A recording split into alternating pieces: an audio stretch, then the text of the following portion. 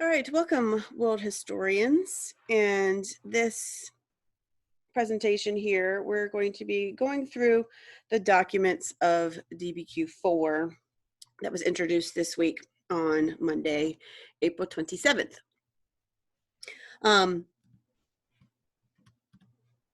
So our prompt for DBQ4 is to evaluate to the extent to which the strengths and weaknesses of the Islamic empires that ruled much of Asia during the period 1450 to 1750 affected their rise.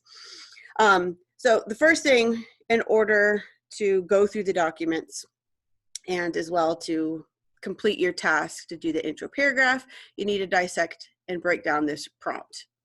What strengths and weaknesses affected the Islamic empire's rise is the key question. And I got that from pulling out the time period, the topic, and that historical reasoning skill. So our time period is our 1450 to 1750. Topic is the Islamic empires. We're looking at their rise in power or whatnot, and looking at strengths and weaknesses of the Islamic empires to the rise. That's the topic. And then the historical reasoning skill. Remember, this is, looking at, is it change? Is it causation? Is it comparison?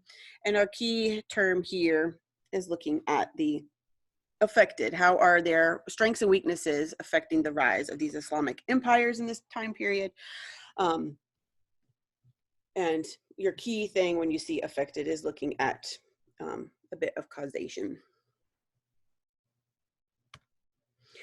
So for all of my visual people, I always love Freemanpedia because he has great visuals.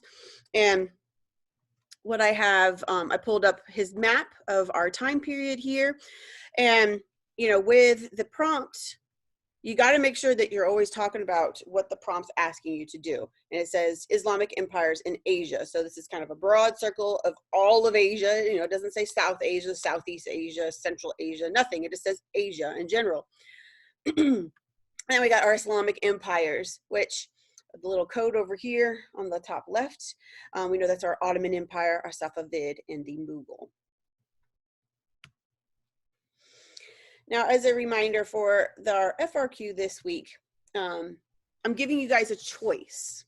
Hopefully, before you're viewing this, before we go through the documents, that you've already looked through them on your own first, and then kind of compare your thoughts to mine. And if you have any questions, you're welcome to ask me as well. So for this week's FRQ, you have a choice between doing the new set of documents, the new 5 that we're going over here today with DBQ4, or last week's with DBQ3. Both same time period and similar topics, but not exactly. And you're writing your intro paragraph, so you need to contextualize the prompt. Take that step back, zoom out, and find key specific terms, describe them, and link them to the prompt. That helps us understand, sets the stage for what you're going to talk about in your essay. Then you read through the documents, group those documents, and create your thesis statement. And going through these documents, I'll throw in some tips about how to do that as well. All right, so diving into the documents. This is document 1. Always look at that source line first. You have Father Paul Simon. He's a missionary to the Safavid court of Shah Abbas the Great in the city of, I'm just going to skip over that, his report to the Pope Clement the 13th in 1605. So what I have set up here is kind of my process. I went through the documents on, I think it was DBQ1 in this similar fashion. Once I read through the document, I start thinking of, like the key big points of what do I see in here, especially coming from the prompt. We got different Islamic empires. So the first one I make note of, okay, which one is this one talking about specifically? Because that might be important. The Safavid. You know, they're all going to deal with state building of some kind. In this instance, let's categorize it a little bit more in detail because we're talking about the rise of these empires, their strengths and weaknesses. So here, you know, the big category is military. And now when I go over the strengths and weaknesses, some of them I highlighted that you could go either way, and some of the other ones more realistically just one way. But this is opinion based. You can go either way when it comes to the strengths and weaknesses. I outlined for this document one, a strength, because we're talking about you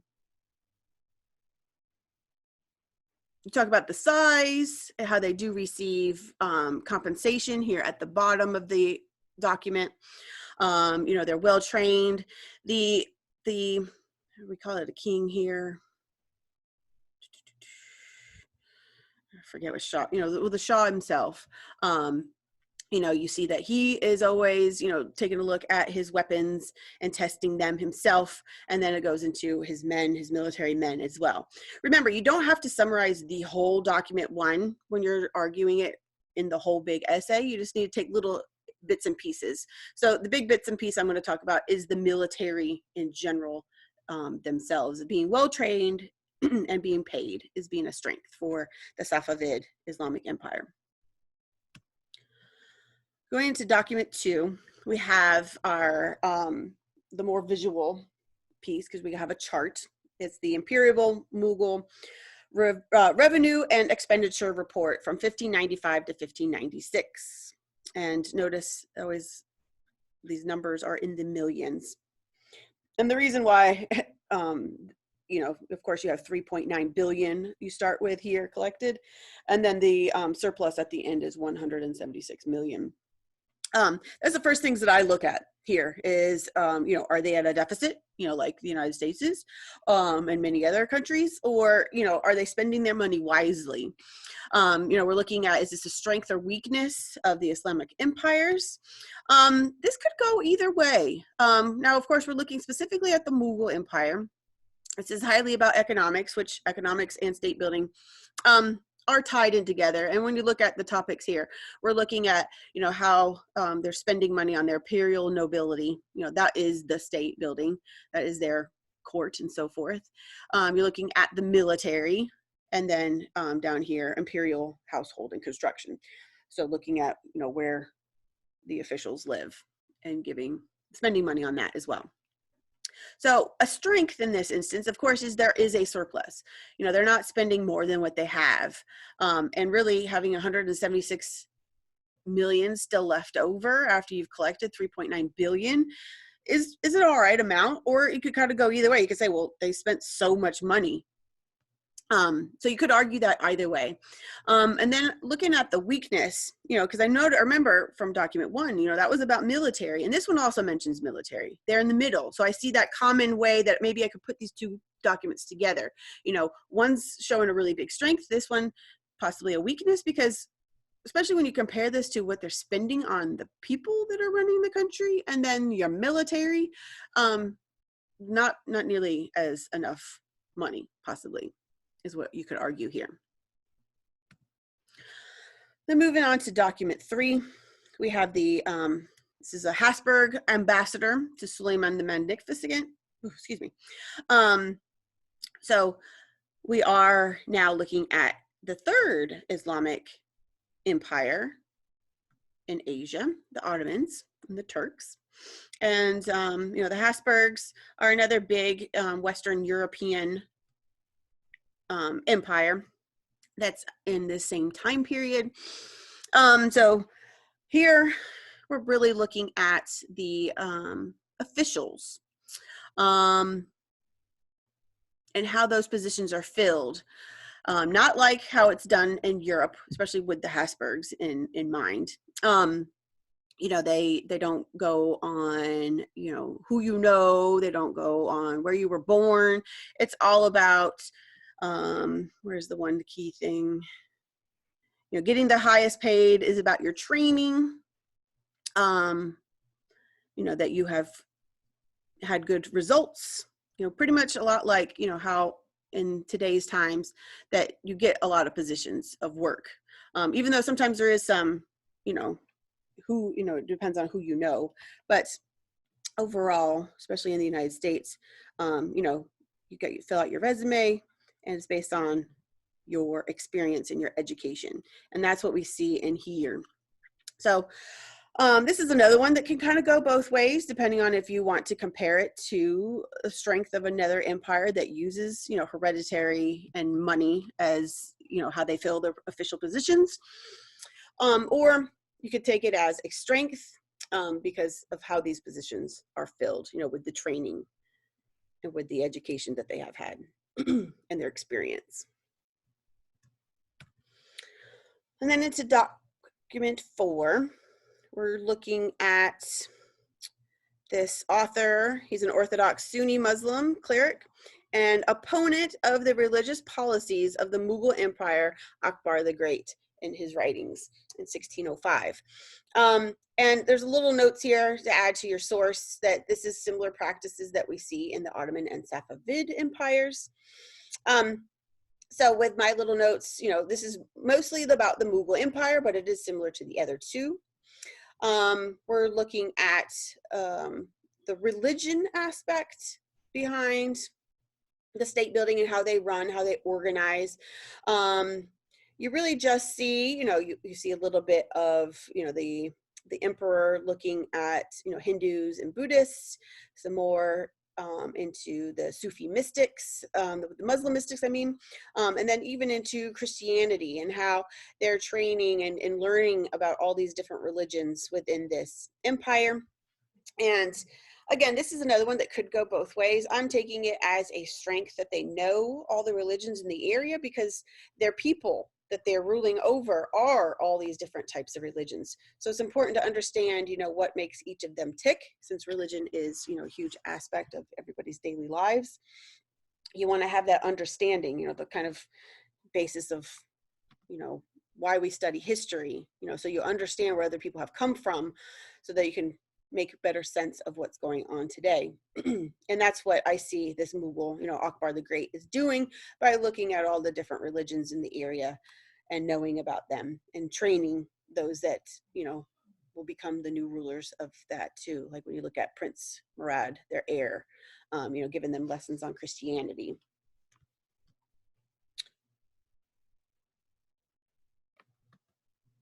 Oh, skipped over that, sorry. Then into our last document here, document 5. I think this is one of the most difficult ones. And a lot of times, I always notice a lot of College Board, the way they organize them is usually in chronological order. And sometimes that last one is always the more difficult one. Not always, but a lot of the times. Here we have this doctor. He's a French traveler and foreign employee of the Mughal Emperor. He has lived in Egypt for years, in the Ottoman Empire, in India, and this is from his book about all of his experiences, so a little like memoir. In this document, what I focused in on is, again, we're looking at what the officials, what they have to do. It talks about, the king is the owner of the land, and he has certain military men that you're given, equal to your pay, and then goes through what has been observed of the practices, and then the doctor themselves kind of puts in some of their opinion in here with looking at the soldiers, governors, and farmers and different questions that they might ask.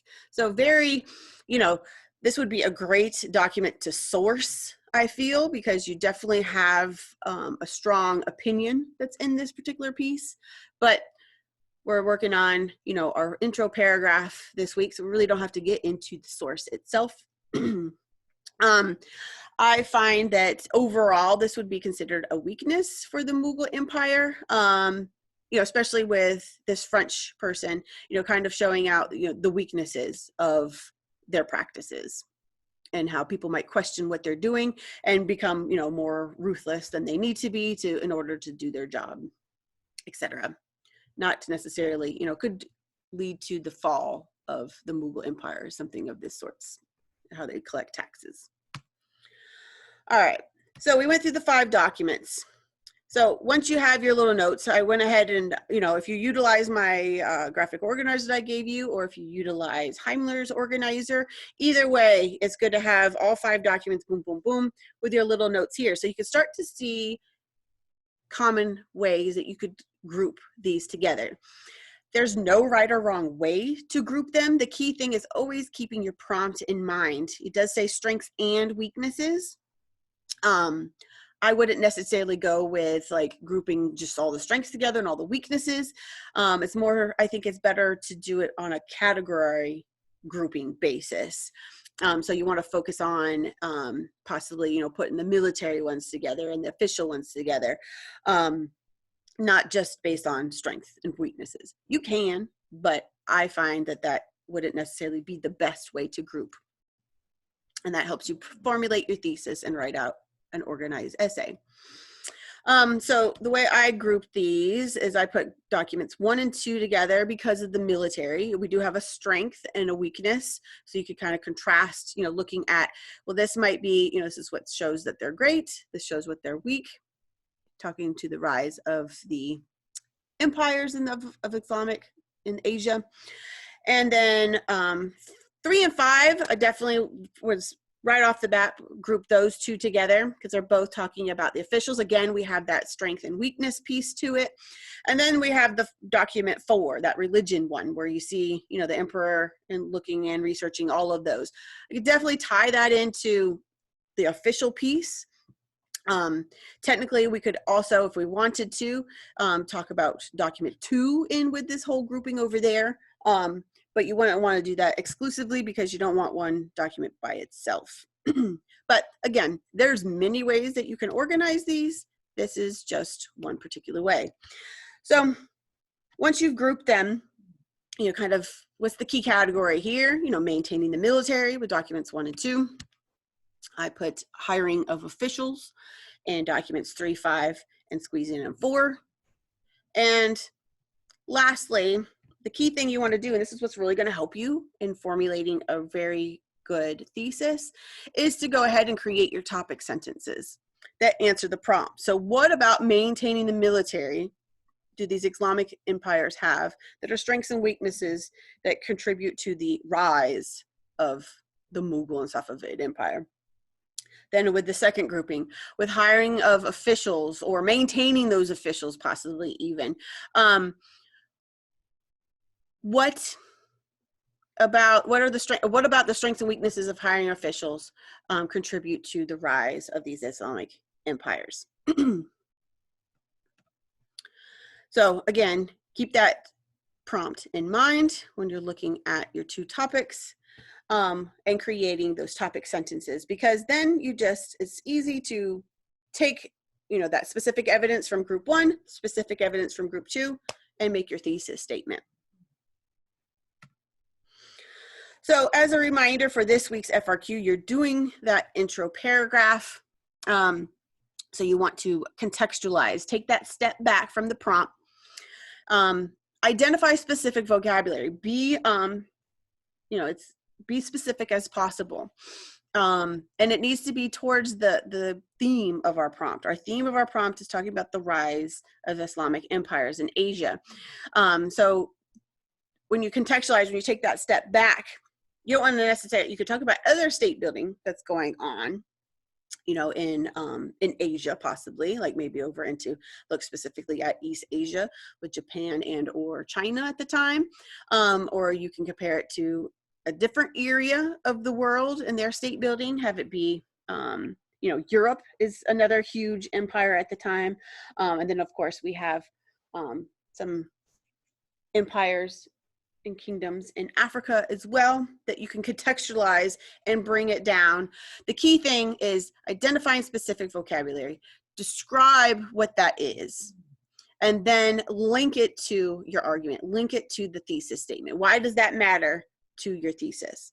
And that is how you create your intro paragraph. And again, you can do that with the 5 documents that we just kind of went over a little bit, or you can go back and do it with last week's. Because I know a lot of you, what I would do is you know, a lot of you already did the intro paragraph for last week because it's easy to at least especially make the thesis statement so that you can make your one body paragraph. And you're going to be familiar with DBQ 3 because you're doing your peer grades this week. So you'll be intertwining with what all those documents are. So you might be able to come up with a really great thesis. Or if this helped you out or you really relate to these 5 documents better, you know, you can definitely do your intro paragraph with DBQ 4. I gave you a whole new set of documents so that, you know, those that are continuing practicing and kind of self-reflecting, you know, getting ready for May 21st, that you guys have more group documents together to help you on with your practice there. So I want to say thank you for watching in, excuse me, and hopefully you guys have a great week as you write your intro paragraphs and do your DBQ 3 peer grade over those body paragraphs. And I will see you on Wednesday to talk over what was good and bad over DBQ 2 and on 3 in that instance there.